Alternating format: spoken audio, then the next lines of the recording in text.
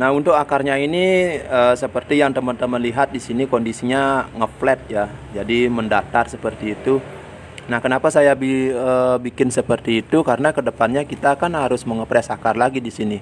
Nah, perakaran selebar ini jadi potnya kan tidak sesuai teman-teman. Jadi besar, potnya harus besar seperti itu. Nah, halo sahabat BMC. Nah, oke, untuk di video kali ini saya akan proses sancang lagi teman-teman. Dan untuk sancang ini saya proyeksikan ke depannya untuk menjadi bahan situ ya. Nah, terlihat dari untuk perdaunannya di sini cukup lumayan subur teman-teman. Nah, oke, kita coba cek untuk bonggolnya ya. Karena ini bahannya saya masih los pucuk teman-teman dan kondisinya sangat tinggi sekali, dan di sini pun saya memakai pemancang ya atau penunjang. Nah, untuk bahannya sendiri seperti ini teman-teman, dan begitu juga perakaran ya. Nah, jadi ini sangat kecil sekali sebenarnya, ini setelunjuk saya ya, bisa dibandingkan dengan telunjuk saya ini, bahkan lebih kecil dari telunjuk saya. Dan ini pun masih proses pembesaran teman-teman untuk apa namanya itu, untuk batangnya ini ya. Dan bedanya di sini saya memproses atau memprogram bahan sancang ini dengan cara pecah batang teman-teman. Loh, kok salah lagi, kok pecah batang saya bilang. Maksudnya pecah akar teman-teman.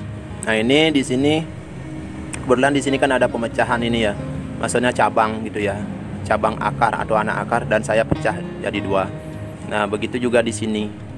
Nah, ini untuk batangnya ini saya gurat apa ya? Saya kerok seperti itu ya. Saya buatkan alur. Nah, hanya saja di sini ada minusnya teman-teman. Untuk perakaran di bawah ini agak sedikit di bawah. Aduh, kok belepotan terus saya ngomong ini. Untuk di belakang ini kosong teman-teman. Tapi di sini saya mengakali dengan cara memecah ini mengarahkan ke bagian belakang ya. Nah, seperti ini. Dan kalau untuk di depan sih cukup lumayan ya. Jadi perakaran itu cukup lumayan banyak.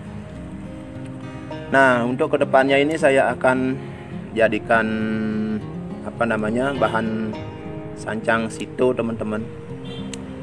Nah, dengan ukuran segini, maksudnya ketinggian segini tuh cukup pendek ya. Nah, dulunya ini saya setek dari sebesar kurang lebih sebesar rokok ya, dan sekarang sudah kurang lebih sampai 4-5 bulan ini teman-teman dari awal stek, dan dulunya sebesar rokok. Ini hasil stek teman-teman. Nah, terus saya melakukan penanaman, dan setelah sekitar 2 bulan dari penanaman itu langsung saya program akar ya atau tata akar, dan saya suburkan bahan ini. Nah, setelah bahan ini subur, baru saya melakukan pecah akar ya. Seperti yang teman-teman lihat ini. Jadi saya mencoba memprogram bahan sancang. Biasanya kan saya tidak melakukan pecah akar, tapi mau melakukan pemotongan dengan tujuan untuk pemecahan seperti itu ya. Nah, akan tetapi di sini saya melakukan pecahan, begitu juga membuatkan alur ya atau guratan seperti ini biar menimbulkan karakter dari bahan ini. Nah, terus untuk medianya di sini saya akan men-sharingkan. Kalau medianya sih biasa aja teman-teman. Seperti yang sebelum-sebelumnya saya pakai itu, saya memakai apa namanya itu, pasir kali yang dicampur sekam lapuk. Nah, di sini masih terlihat ada sekamnya ya seperti ini. Nah, oke. Untuk bagian atasnya ini, untuk toppingnya ini saya memakai kokopit teman-teman, karena di sini cuacanya sangat panas, sangat terik. Ditambah dengan musim sekarang ini memang musim kemarau ya. Jadi agak susah untuk air atau hujan, itu belum ada turun hujan. Jadi saya mengakali atau mensiasati menjaga kelembaban medianya dengan cara mengisi media kokopit untuk di bagian atasnya. Nah, seperti itu.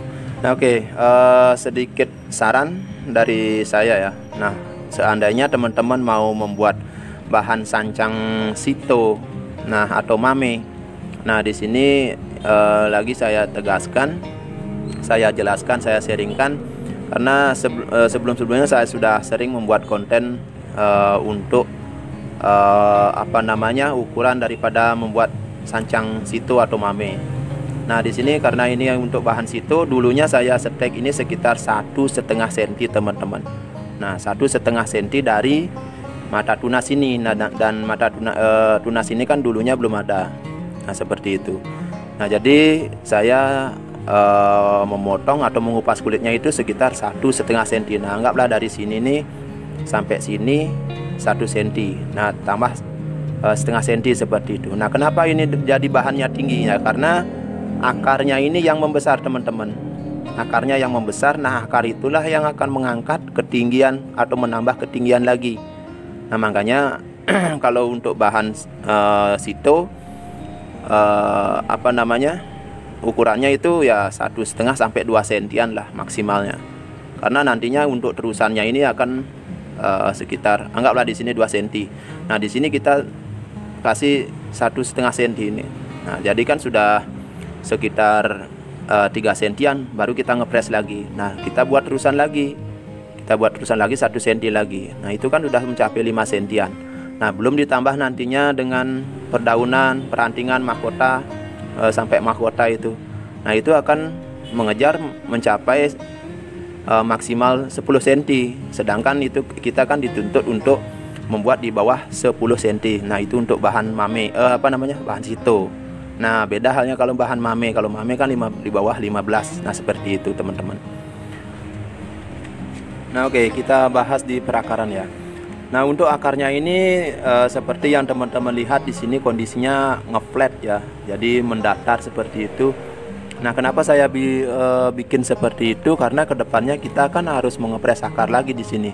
Nah setelah pecahannya ini tuh sembuh, kita akan harus ngepres lagi teman-teman. Nah seandainya kita kalau bikin perakaran selebar ini, jadi potnya kan tidak sesuai teman-teman.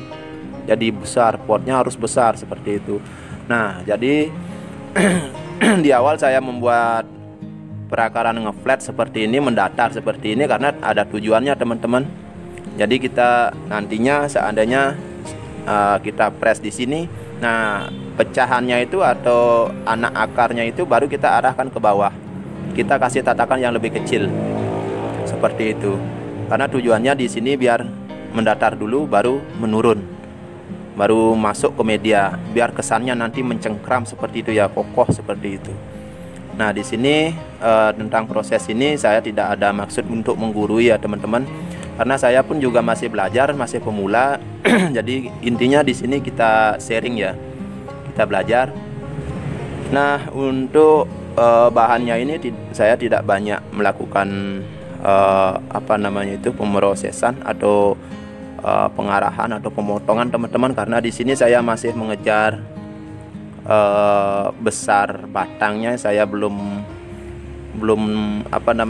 mencapai target ya. Hanya saja di sini saya akan mengarahkan untuk nantinya ini menjadi terusan batang. Nah yang ini saya akan jadikan terusan batang teman-teman. Nah yang ini saya akan jadikan terusan batang, dan ini akan saya kedepannya untuk jadikan cabang pertama seperti itu. Nah coba kita sedikit arahkan ya.